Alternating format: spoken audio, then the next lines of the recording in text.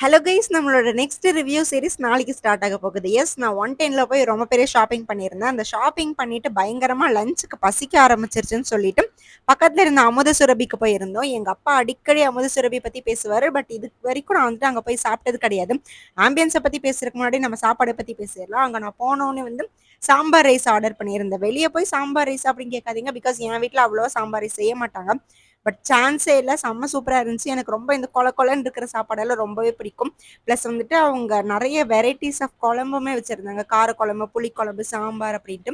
அது போக நீங்க என்ன மீல் ஆர்டர் பண்ணாலுமே அதுக்கு பொரியல், அதுக்கப்புறம் ஊறுகாய், அப்புறம் அப்பளம், இந்த மாதிரி மோர் மிளகாய் நெறைய விஷயம் குடுக்குறாங்க. பிளஸ் இதுல இம்பார்ட்டன்டான விஷயமே எல்லாருக்குமே வந்து அருண் ஐஸ்கிரீம், அதுக்கப்புறம் பாயாசம் வந்துட்டு காம்ப்ளிமெண்ட்ரியா குடுத்துட்டு இருக்காங்க. எனக்கு ரொம்பவே பிடிச்சிருந்துச்சு. பிளஸ் எங்க அப்பா தயிர் சாப்பாடு வேற ஆர்டர் பண்ணியிருந்தாரு.